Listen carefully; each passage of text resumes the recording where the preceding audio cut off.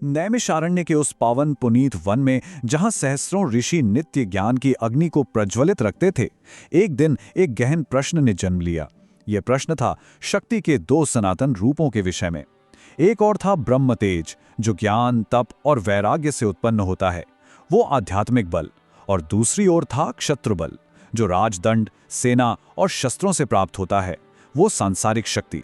तो प्रश्न ये था कि जब किसी शासक का क्षत्र बल धर्म की मर्यादा को लांघकर निरंकुश और अहंकारी हो जाए, तो क्या ब्रह्म तेज उसे नियंत्रित कर सकता है? क्या ज्ञान की शक्ति शस्त्र की शक्ति पर विजय पा सकती है? इसी गूढ़ प्रश्न के उत्तर के लिए उन महान ऋषियों ने भगवान विष्णु के छठे अवतार भृगुवंशी परशुराम की गाथा का स्मरण किया। यह वो गाथा है जो हमें बताती है कि जब एक तपस्वी का क्रोध प्रलय बन जाता है, तब क्या होता है। पुराणों का यह उद्घोष कोई साधारण वाक्य नहीं, अपितु एक संपूर्ण युग का सार है। इसमें कहा गया कि जब राजा धर्म के मार्ग से भटक गए, जब वे ब्राह्मणों और निर्दोषों का अपमान करने लगे, जब सत्ता के मद में वे स्वयं को ईश्वर समझने लगे, तब भगवान विष्णु ने भृगुवंश में जमदग्नि के पुत्र परशुराम के रूप में अवतार लिया और एक बार नहीं, दो बार नहीं, पूरे 21 बार पृथ्वी को ऐसे दुष्ट और अभिमानी क्षत्रियों से मुक्त किया। और इस महाविनाश के केंद्र में था एक अहंकारी राजा सहस्त्रार्जुन और उसके सहस्त्र भुजाओं वाले अहंकार को चूर करने वाले जमदग्नि नंदन भगवान परशुराम। ये कथा उसी महान टकराव की है। तो कथा का आरंभ होता है महिष्मति के चक्रवर्ती सम्राट कार्तवीर्य अर्जुन से, जिसे संसार सहस्रार्जुन के नाम से जानता था। भगवान दत्तात्रेय की घोर तपस्या के फलस्वरूप उसे 1 सहस्र अर्थात 1000 भुजाओं का वरदान प्राप्त था। ये वरदान उसकी शक्ति का असीम स्रोत था, किंतु यही शक्ति धीरे धीरे उसके अहंकार का कारण भी बन गई। वो रजोगुण का साक्षात स्वरूप बन चुका था। राजसी महत्वाकांक्षा, भोगविलास और शक्ति के मद में इतना चूर कि वो स्वयं को ही ईश्वर मानने की भूल कर बैठा था। उसकी दृष्टि में धर्म और मर्यादा राजा की इच्छा के दास थे, उससे बढ़कर कुछ भी नहीं। उसके व्यक्तित्व में अधर्म स्पष्ट दिखाई देता था। उसका शरीर श्याम वर्ण के वज्र कंचुक से ढका रहता था, एक ऐसा अभेद्य कवच जिस पर उसके अनगिनत युद्धों और विजयों की गाथाएं अंकित थीं। उसका रत्न जड़ित स्वर्ण किरीट सूर्य के प्रकाश में दमकता था, किंतु यह दमक उसकी दिव्यता की नहीं, उसके असीम अहंकार की थी। और उसके मस्तक पर रक्त के समान लाल वर्ण का एक तप्त चिन्ह, जो उसकी क्रूर और हिंसक प्रवृत्ति का दर्पण था। और इसके ठीक विपरीत थे धर्म के मूर्तिमान स्वरूप भगवान परशुराम। उनका शरीर सात्विक ओज से दीप्त था। उनके पीले कौशे वस्त्र उनकी तपस्या की सादगी को दर्शाते थे और उनके ललाट पर मलयज चंदन का शीतल तिलक उनके शांत और निर्मल मन का प्रतीक था। यह केवल 2 व्यक्तियों का नहीं, यह 2 विचारधाराओं का दृश्य था, अधर्म और धर्म आमने सामने। एक दिन सहस्रार्जुन अपनी विशाल सेना के साथ आखेट के लिए निकला। वन में घूमते घूमते वो उस स्थान पर पहुंच गया जहां महर्षि जमदग्नि का शांत और पवित्र आश्रम था। ये वही आश्रम था जहां परशुराम अपने माता पिता के साथ निवास करते थे। उस तपोवन की शांत और सात्विक ऊर्जा में राजा और उसकी शस्त्रों से सुसज्जित सेना का कोलाहल एक अपशकुन की तरह प्रवेश कर गया। अतिथि को देवता मानने की परंपरा का निर्वाह करते हुए महर्षि जमदग्नि ने राजा और उसकी संपूर्ण सेना का सत्कार करने का निश्चय किया।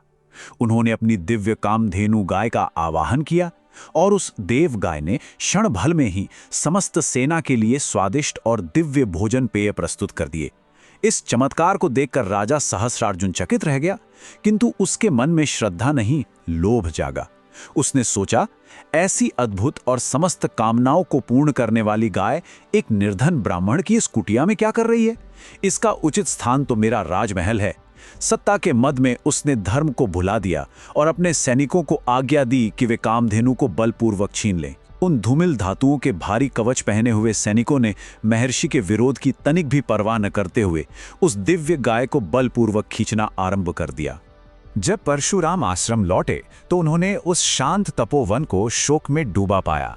उन्होंने अपनी माता रेणुका को विलाप करते और अपने पिता महर्षि जमदग्नि को अपमान से झुका हुआ देखा। ये दृश्य देखकर उनका रक्त खौल उठा। उसी क्षण उस शांत ऋषि के भीतर क्रोध की एक ऐसी ज्वाला भड़की जो केवल एक व्यक्ति या एक सेना को नहीं, बल्कि अधर्म के संपूर्ण साम्राज्य को भस्म करने के लिए महिष्मति की ओर चल पड़ी। अब परशुराम एक साधारण तपस्वी नहीं थे। उनका स्वरूप बदल चुका था। उनकी जटाएं एक योगी की थीं, किंतु उनके कंधे पर उनका दिव्य अस्त्र परशु सुशोभित था, जो साक्षात महाकाल का प्रतीक था। उनके मुख पर क्रोध की अग्नि थी, किंतु उनका तेज, उनकी आभा अभी भी सात्विक थी। वो ब्रह्म तेज और क्षत्रिय तेज का संगम बन चुके थे, और वो अकेले ही अधर्म के गढ़ महिष्मति की ओर बढ़ चले, जैसे कोई महातूफान एक विशाल पर्वत से टकराने जा रहा हो। परशुराम अकेले ही महिष्मति की सीमाओं पर पहुंच गए। जब सहस्रार्जुन ने देखा कि एक अकेला ब्राह्मण उसे चुनौती देने आया है, तो वो उपहास में हंस पड़ा। उसने अपनी 17 अक्षौहिणी सेना को उस अकेले तपस्वी को कुचलने का आदेश दिया। 17 अक्षौहिणी, एक ऐसी विशाल सेना जिसकी संख्या की गणना करना भी कठिन है, जिसमें लाखों पैदल सैनिक, रथ, घुड़सवार और हाथी थे। वह एक सागर था जो एक चट्टान से टकराने जा रहा था। वो युद्ध नहीं, प्रलय था। भगवान परशुराम ने अपने परशु और बाणों से उस विशाल सेना को ऐसे काटना आरंभ किया जैसे कोई किसान अपनी पकी हुई फसल को काटता है। उनका परशु जिधर भी घूमता, सैनिकों के सिर और धड़ कटकर गिरने लगते। शत्रुओं के वे भारी मलिन लौह कवच उनके प्रहार के सामने तिनकों की तरह टूट रहे थे।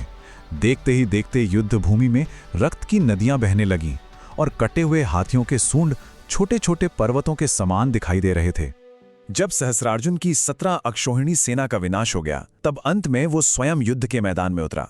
अब ये लड़ाई दो योद्धाओं की नहीं थी, ये धर्म और अधर्म के बीच, ब्रह्म तेज और शत्रबल के बीच का अंतिम महायुद्ध था। सहस्रार्जुन का रूप अत्यंत भयावह था। उसकी 1000 भुजाएं युद्ध के लिए सज्ज थीं। 500 भुजाओं में उसने धनुष थाम रखे थे और शेष 500 में बाण। अपने श्याम वर्ण के वज्र कवच से सुरक्षित उसने एक साथ परशुराम पर हजारों बाणों और अस्त्रों की वर्षा कर दी। आकाश बाणों से काला पड़ गया। वो दृश्य साक्षात प्रलय का दर्शन था। किंतु परशुराम पर उन हजारों अस्त्रों का कोई प्रभाव नहीं पड़ा।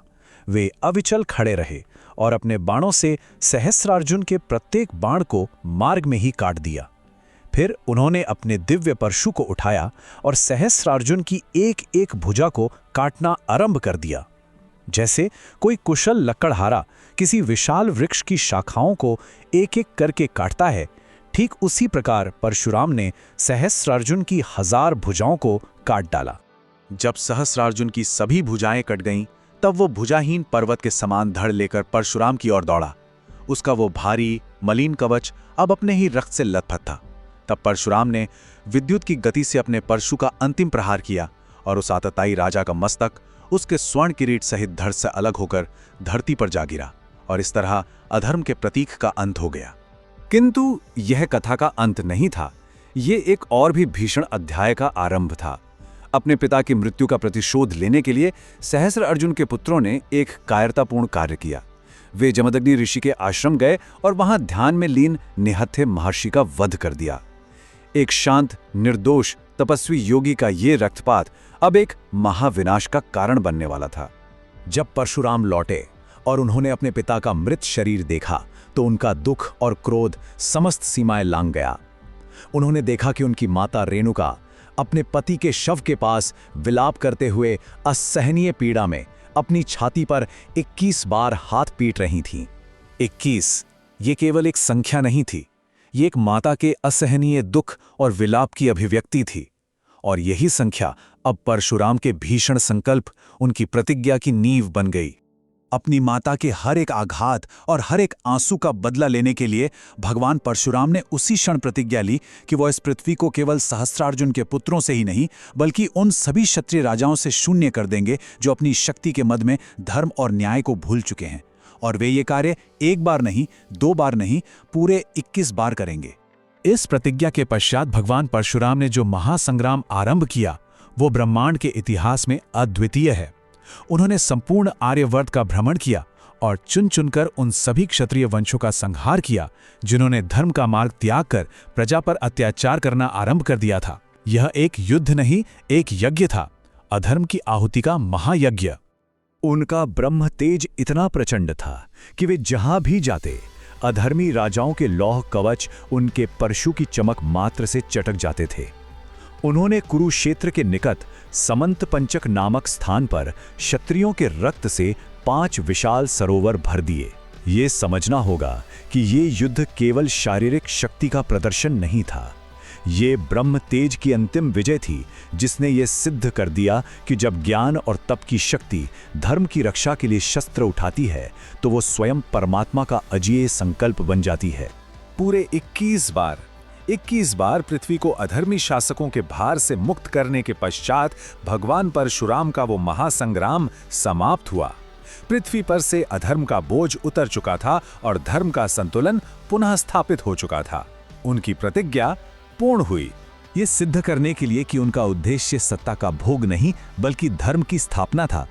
भगवान परशुराम ने कुरुक्षेत्र में एक महान यज्ञ किया और उस यज्ञ में उन्होंने युद्ध में जीती हुई संपूर्ण पृथ्वी महर्षि कश्यप को दान कर दी और स्वयं शस्त्रों का त्याग कर तपस्या के लिए महेंद्र पर्वत पर चले गए। और तब नैमिषारण्य के ऋषियों को अपने उस आरंभिक प्रश्न का उत्तर मिल चुका था। ब्रह्मतेज केवल शांत तपस्या का नाम नहीं है, यह ज्ञान और विवेक की वह आध्यात्मिक शक्ति है जिसे जब अधर्म चुनौती देता है और धर्म की रक्षा के लिए शस्त्र उठाने पर विवश किया जाता है तो यह परमात्मा की अजेय इच्छा शक्ति बन जाती है, जो साम्राज्यों और सभ्यताओं के मार्ग को भी सही दिशा देने में सक्षम है। उन ऋषियों ने यह भी समझा कि सहस्त्रार्जुन की 1000 भुजाएं, उसकी विशाल सेना और उसका अभेद्य कवच उसे उस सत्य से नहीं बचा सके जो परशुराम के रूप में प्रकट हुआ था। उन्होंने जाना कि भविष्य में भी जब जब पतित शासक अपनी भौतिक शक्ति और सत्ता के भारी कवच में स्वयं को सुरक्षित समझेंगे, तब तब धर्म किसी न किसी रूप में उन्हें चुनौती अवश्य देगा। ये कथा, ये गाथा स्वयं एक दिव्य परशु के समान है, जो सुनने वाले के मन के भीतर छिपे अहंकार और अधर्म का नाश करती है और ये सिखाती है कि सच्ची सुरक्षा सात्विक आचरण में है, धर्म के मार्ग पर चलने में ही है। अंततः इस महान गाथा का अंतिम सत्य यही है कि विजय तभी वास्तविक होती है जब वह न्याय की स्थापना करती है। सहस्रार्जुन की हार केवल एक राजा की हार नहीं थी, यह उस अहंकार की हार थी जो मनुष्य को ये भ्रम देता है कि वह परमात्मा से भी श्रेष्ठ हो सकता है। परशुराम का क्रोध विनाश के लिए नहीं, सृष्टि में धर्म के संतुलन की पुनर्स्थापना के लिए था। यही इस कथा का परम सत्य है।